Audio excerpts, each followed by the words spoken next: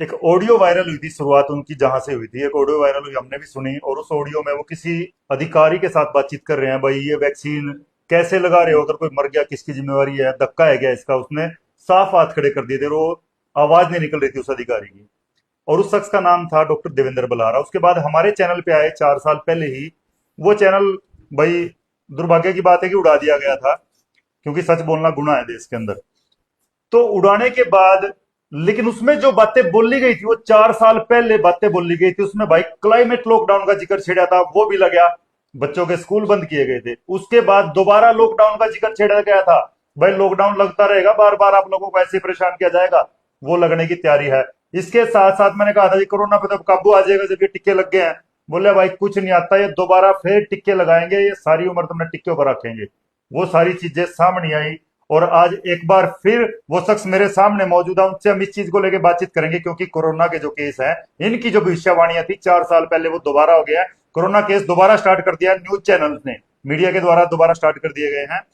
Doctor साहब, स्वागत आपका एक बार फिर से सीनो हरियाणा पर। जी राम राम भाई, सारे दर्शकों ना राम राम। और सब ठीक है बतास भाई। डॉक्टर साहब, अपना हरियाणा में बोले कराया वही नहीं वही बात। हाँ मतलब देखो, मैं कई बार अपने साथियों से जिक्र करता हूँ रोहतास भाई, तो ये कहता हूँ कि मतलब बहुत कम लोग ऐसे होंगे दुनिया में जिनको तब खुशी नहीं होती जब वो ये बात कहता हो कि देख मैंने गया था वाई बनी। जब लोग सड़क पर चलते चलते गिर रहे हैं, डांस करते करते गिर रहे हैं, और लोग, और वो नेता जो अपने नेता के चक्कर में लगवावे थे सड़कों उन पर इकट्ठे कर कर के, हम्म। अब उनके बच्चे, खुद के बच्चे 14-14 साल के, कांग्रेस का एक नेता था इधर इसमें अम्बाड़ा में, उसका 16 साल का बेटा क्रिकेट की बॉलिंग कर रहा था, बॉल करके वहीं पे पड़ गया ग्राउंड हमारे के साथ अंदर भी ही, हो चुका वो है जी। गुजर गया। जी। तो ऐसे बहुत सारे लोगों के साथ ऐसा हो रहा है कि ग्राउंड पे खेलने वाले, योगा करने वाले और आयुर्वेद पे काम करने बिल्कुल। वाले लोग जो इनके चक्कर में पड़ गए थे, अब घसी खा खा पड़ा है और दोबारा कभी नहीं उठ पाते। डीजे के सामने आ जाए, कदे कह देंगे जुकाम आया और मर गया, छींक आई तो गुजर गया, हम्म। सड़क से गुजर रहा चलते चलते सड़क पे गिर गया।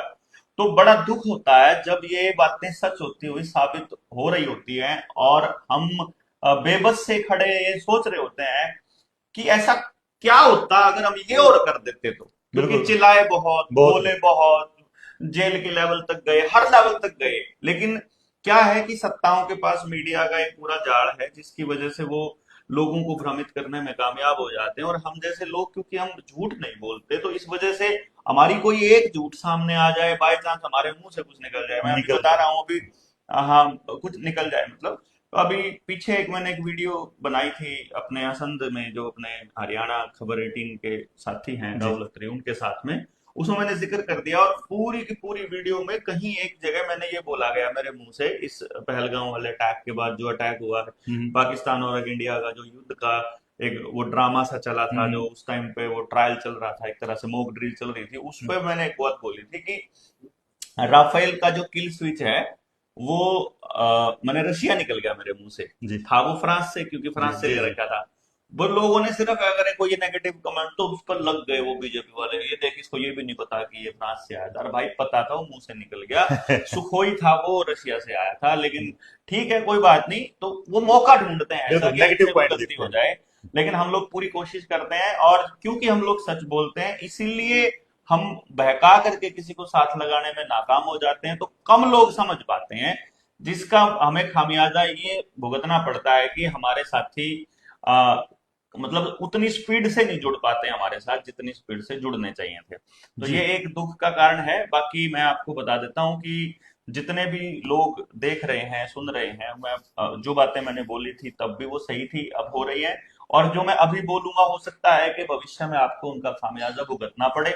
और ये भी पूरे चांस हैं कि जिस वक्त आपके सामने वो घट रही हो, या तो मैं उस वक्त जेल में हूं या मैं मर चुका हूं। ये एक स्पष्टता मैं आपको बता रहा हूं, क्योंकि अभी जो ये करने वाले हैं 2030 तक, उस हर प्लेटफॉर्म को, आपका चैनल हो गया, जी। मेरे चैनल हो गए, बिल्कुल। आप हो गए, और मैं हो गया, और ऐसे ऐसे जितने भी लोग बोल रहे हैं जो जनता सरकार मोर्चा से जुड़े हुए, जो उनसे हैशटैग जेएसएम लगाते हैं, जो उनसे हैशटैग हैशटैग से सर्च करते हैं, वो उन लोगों को वो लपेट के तब अमली अमली जामा पहनाएंगे जब उनको फाइनल वाला दौर लेकर आना होगा, जो 2029 का। आज ही वोल्वो ने अपने 3,000 कर्मचारियों को निकालने की घोषणा करी है, अच्छा। कल करी है वोल्वो जी। ने। ऐसे ही 11,000 कभी निकाल दिए, 2 लाख कभी निकाल दिए, ये प्रोसेस लंबा ये चल बीच रहा में कमेंट आ रहे हैं डॉक्टर साहब, भाई अपने सवाल तैयार रखे, जैसे मैंने बोला था। एक है। भाई है छपनू नरवाड़ा, नरुकेटी से दोस्त हमारे।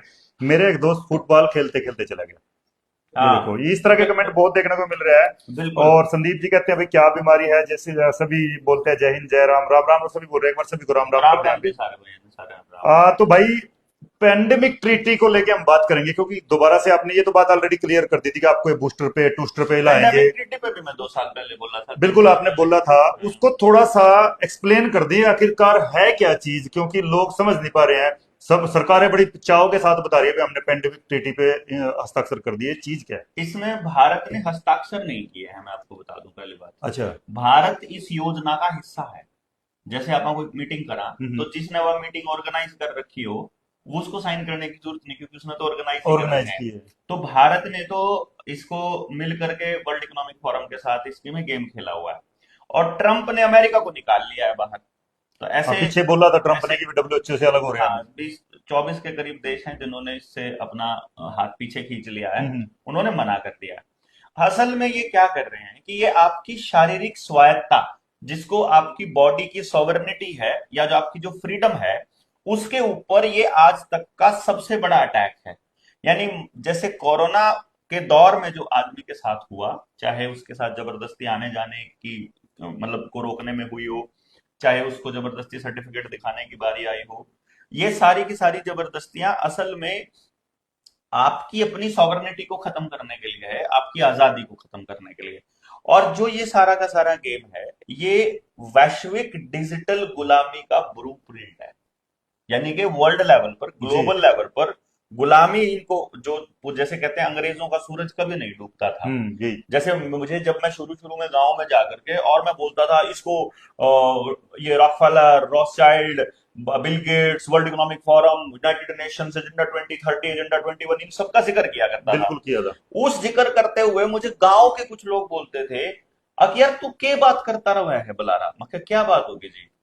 यार तू अमेरिका बैठे आदमी का नाम लेता रहा है। देखो मैं क्या कर रहा हूं, अगर सामने आप दुश्मन, मैंने आपको दिखा दिया कि सामने मोदी दुश्मन है, हम्म। तो आपको क्या लगेगा कि मैं बीजेपी का विरोधी हूँ। बिल्कुल। तो बीजेपी का विरोधी ऐसा लगता है जैसे कांग्रेसी है। हम्म। तो मैंने कहा राहुल गांधी भी इसमें शामिल है, जी। फिर उनको लगेगा शायद ये आम आदमी पार्टी से होगा, तो मैंने कहा अरविंद केजरीवाल भी इसमें शामिल है। बिल्कुल। फिर ये किसको पसंद करता है, फिर मैं बोलूंगा लालू भी शामिल है, फिर मैं बोलूंगा जयंत चौधरी भी शामिल है, हनुमान बेनीवाल भी शामिल है, पंजाब के अंदर कैप्टन भी शामिल है, इसमें राजा भी शामिल है, इसमें सीधिया भी शामिल है, इसमें ममता बनर्जी भी शामिल है, यानी नवीन पटनायक भी शामिल है। नवीन पटनायक ने तो शुरुआत ही की थी, जो जो इसका पीएचएफआई बनाई थी, पब्लिक हेल्थ फाउंडेशन। जी। तो मैं आपको ये बताने की कोशिश कर रहा हूं कि मैं आपको छोटा दुश्मन इसलिए नहीं बता रहा हूं, सामने वाला दुश्मन इसलिए नहीं बता रहा हूं, क्योंकि ये लोग तो प्यादे हैं। मुख्यमंत्री बदलना कितना बड़ा काम है। मनोहर लाल खट्टर, किसी को पता नहीं था मुख्यमंत्री आएगा। बिल्कुल पता नहीं उसके था। बाद वो कोई जन नेता तो है नहीं, वो तो संघ का नेता था। बिल्कुल। इसी तरह से नायब सिंह सैनी, इसका कोई मतलब आधार नहीं, कोई पब्लिक डोमेन में इसका कोई सेन नहीं, सिर्फ ये गुलाम है। अगर ये पब्लिक के नेता होते तो पब्लिक की आवाज सुनना इनकी मजबूरी हो जाती। तो ऐसा आदमी मुख्यमंत्री बनाओ, ऐसा आदमी प्रधानमंत्री बनाओ जिसको पब्लिक से कोई लेना देना ना हो, और उसके बाद उसके जरिए उसके देश को बर्बाद करो, और जैसे ही कोई बोलने लगे उसके ऊपर अटैक कर दो कि तुम्हारी चुनी हुई सरकार ने बनाया। भाई मेरा चुना हुआ तो एक भी एमएलए नहीं था, एमएलए तो पार्टी ने चुना था। मैंने उसको वोट भी नहीं दी थी, वोट उसको ईवीएम ने दी थी। मैंने उसे मंत्री बनने की सिफारिश भी नहीं दी, क्योंकि उसको तो प्रधानमंत्री का काम है, और प्रधानमंत्री कौन बनेगा यही बैठ के बाहर तय कर रहे हैं। तो मेरे देश में मेरी मर्जी से तो सरकार बनी नहीं, तो जब मेरी मर्जी से सरकार नहीं बनी, तो मेरी मर्जी से विधायक, सांसद, जिला परिषद कोई भी नहीं चुना गया, तो मेरी मर्जी से थोड़ी हो रहा है। ये सब कुछ मेरी मर्जी के बिना हो रहा है, और मेरी लड़ाई यही है कि जब मेरी मर्जी से नहीं हो तो मेरे ऊपर क्यों थोपा जाए भाई। मैं जब उस नियम बनाने में आपके साथ शामिल नहीं हूं, तो मैं उस नियम का पालन क्यों करूं। तो ये लोग क्या कर रहे हैं, आपकी चुनी हुई सरकारों की आड़ में वर्ल्ड इकोनॉमिक फोरम इस पूरी पेंडेमिक ट्रीटी को अमली जामा पहना रहा है। इस अमली जामा पहनाने में इनका असल उद्देश्य क्या है कि पूरे वर्ल्ड लेवल पे कंट्रोल और वर्ल्ड लेवल पे डिपेंडेंसी। ये मैं पूरे शुरू से बता रहा हूं, 2 लाइन में अगर बताना हो, आपको इनके ऊपर निर्भर होना, ये चाहते हैं कि आप इनके ऊपर निर्भर हो जाओ और इन्हीं के नियंत्रण में रहो के काम करो। जो ये कहें ये कहें तुम यहां नहीं जा सकते तो बंद कर दो, ये कहेंगे तुमको ये सर्टिफिकेट दिखाना पड़ेगा। जैसे आजकल स्कूल में, कॉलेज में जब बच्चे का एडमिशन हो रहा है तो कॉलेज वाले कह रहे हैं कि अपार आईडी मैंडेटरी है। हमने कहा अपार आईडी मैंडेटरी है ही नहीं है, बिल्कुल तुम कैसे कह सकते हो? फिर वो फंस जाते हैं। तो ये जबरदस्ती आपके साथ कर रहे हैं, और ये एक अगली महामारी के लिए तैयारी के नाम पर नई व्यवस्था को लेकर आ रहे हैं न्यू कि world order. Artificial intelligence, robot आपकी निगरानी करेगा, हर चौराहे पर रोबोट खड़ा होगा, हर जगह पर वही काम करेगा। और ये शब्दों का चयन इतना खूबसूरत करते हैं, आपको लगेगा भाई हम आपको नई महामारी के लिए तैयार कर रहे हैं। इसका मकसद सहयोग को बढ़ाना है। मतलब अगर मान लो मैं सरकार की किसी बात का विरोध करूंगा, तो वो आपको लगेगा कि ये सहयोग नहीं दे रहा है मतलब अच्छे काम बिल्कुल में। बिल्कुल फिर ये कहेंगे स्वास्थ्य सेवाओं की समानता। अब देखो, सहयोग को बढ़ाने का मतलब है कि आपको सरकार की बात माननी ही पड़ेगी, इसको भी गुलामी कहेंगे। हम्म, फिर कहेंगे स्वास्थ्य सेवाओं की समानता।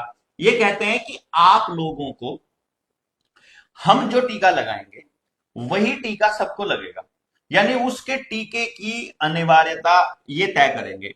जब मैंने ये कहा कि पूरी दुनिया में जो लोग हैं उनका जो शरीर का जो बनावट है वो अलग अलग तरीके से बिल्कुल होता है, एटमॉस्फेयर के तो अकॉर्डिंग। आप कहाँ रहते हो इस पे भी निर्भर करता बिल्कुल है। वात पित्त कफ का बैलेंस क्या है इस पे निर्भर करता है। मौसम के अनुसार आपके शरीर की संरचना पे बदलाव आता है। बिल्कुल बिल्कुल डीएनए हर 3 महीने में बदलाव की प्रक्रिया में शुरू हो जाता है, ये जो अंदर की कोशिकाएं जो टूटती हैं वो। हम्म, फिर डीएनए कुछ 12 साल के बाद डीएनए बदलना शुरू होता है। जी तो ये प्रोसेस कंटिन्यू चलती है। तो आप लोग सबको एक इलाज कैसे दे देंगे, और उसको भी वो सुनिश्चित करना चाहते हैं। सुनिश्चित करने के क्या तरीके हैं? पैदा होते ही आपके पड़ोस की आंगनवाड़ी वर्कर, आशा वर्कर के जरिए, हम्म, उसके बाद स्कूल में जाओगे तो स्कूल में मास्टर जी के जरिए, फिर कॉलेज में जाओगे तो कॉलेज के जरिए, फिर कोई काम करोगे तो काम धंधे के जरिए, कोई बिजनेस करोगे तो फिर बाजार के जरिए, पॉलिटिक्स में जाओगे तो इसके जरिए, और कुछ भी नहीं करोगे अपनी मर्जी का कुछ काम करोगे तो तंत्र में पुलिस के जरिए। ये हर किसी को वैक्सीन जरूर ठोकने वाले हैं, ये इसलिए पूरा का पूरा गेम चौक है। साहब, एक अखबार तो की कटिंग आई थी अभी, उसमें बताया गया कि भाई सरकार ने पल्ला झाड़ लिया है। उन्होंने कहा कि भाई अनिवार्य नहीं थी, लेकिन जब ये पेंडेमिक जो कथित तथा कथित महामारी है ये चली हुई थी, उस दौरान क्या हालात थे? आप देखो, बस में नहीं बैठ सकते, बैंक में नहीं जा मैं सकते, आप ये नहीं कर देखो सकते। मैंने आपको एक बात बताई थी जो मैं आपको फिर से बता रहा हूं सभी लोगों को, कि भाई मैंने एक लाइव में भी बोला था, आपको लिखना सीखना पड़ेगा। मैं जब इस पूरे गांव में तंत्र में जाता हूं तो मैं लोगों से बात करता हूं ना, तो मुझे एक चीज महसूस होती है कि हमारे बुजुर्गों ने अपनी अपनी जमीन देकर स्कूल क्यों खुलवाए थे गांव में। वो असल में हमारे बुजुर्ग ये, और अंग्रेजी क्यों पढ़ने को बोलते थे। तो मेरे को अब समझ में आ रहा है, एक तो ये जो काम करते हैं सारा बताकर करते हैं, हम्म, और वो सारी किताबें अंग्रेजी में छापते हैं। और दूसरी जो बात है, ये लोग, आप, ये लोग चलते हैं लिखित में। आप लिखित में चलते नहीं है। हम्म, गांव तो क्या होता है, जबानी बोल दिया तो बोल बिल्कुल। दिया, जो जबान हो गई तो हो गई। हम्म, तो अब हमको अगर इनको हराना है तो हमें लिखना आना चाहिए। तो इस मुद्दे पर जब हम आगे बढ़ने के लिए चलेंगे तो मैं आपको बताऊंगा कि असल में हम लोगों को यही नहीं मालूम है कि उनको लिखना क्या है, मतलब इस तरह से। अब ये जो आपने वाकया बताया अखबार वाला, ये हम्म, वाकया हुआ था तब जब एक दो लड़कियां एक परिवार की गुजर गई थी। बिल्कुल। उनके परिवार वालों ने जब इसके ऊपर मुकदमा किया तो नरेंद्र मोदी को उसमें पार्टी बनाया कि हम्म, इसने प्रचार किया था, हम्म, और बिल गेट्स इसका मालिक है बनाने वाला, और हम्म, आदर पूनावाला इसका सहयोगी है। हम्म, तो इन तीनों को भी पार्टी बनाने के लिए और इस सब के लिए किया था, और 10,000 करोड़ रुपए के मुआवजे का वो बिल्कुल किया मुकदमा था, था। दो लड़कियां गई थी उस उसमें। मुकदमे के बाद में जब कोर्ट में जब एफिडेविट दिया सरकार ने, हम्म, सरकार की जो एडिशनल चीफ सेक्रेटरी है उसने, वीना कुछ करके नाम था उसका, उसने हम्म, एफिडेविट दिया था, वो एफिडेविट हमारे पास था। हम्म, उसमें ये लिखा हुआ था कि जी हमने कोई जबरदस्ती नहीं की, कानूनन कोई बाध्यता नहीं थी। जी अब मैं, देखो इस शब्द को बड़ा गौर से समझना, देखो इसीलिए भाषा की स्पष्टता आपको क्लियर होनी चाहिए। बिल्कुल। उसमें लिखा हुआ है कानूनन कोई बाध्यता नहीं थी, यानी कानून नहीं बनाया था बाध्यता का हमने, बिना कानून मुंह बनाए से। मुंह से बोल दिया। जैसे मुझे अभी किसी ने कहा एनजीटी का आदेश है, एनजीटी कानून के हिसाब से नहीं है। एनजीटी की आदेश कानून नहीं हो सकता, जी अस्पताल का आदेश कानून नहीं हो सकता, डीसी का आदेश कानून नहीं हो सकता, क्योंकि कानून नेचुरल जस्टिस को डिनाई नहीं कर सकता। बिल्कुल। इसीलिए हमने ये बोला कि ये कानूनन नहीं कर सकते, लेकिन क्योंकि आप लोगों को दहशत में रखकर, आप लोगों को बहकाकर, मीडिया के जरिए, एक भांड है वो, उसको लोग, महानालायक नाम है उसका, लंबू जिसको बोलते हैं, मैं नाम भी नहीं लेता ऐसे आरामखोर का। देश की जनता ने उसको सर आंखों पर बिठाया बिल्कुल। और उस हरामखोर ने सारे देश को बोला कि जब तक दवाई नहीं, जब तक इंजेक्शन नहीं, जब दिलाई तक नहीं। ढिलाई नहीं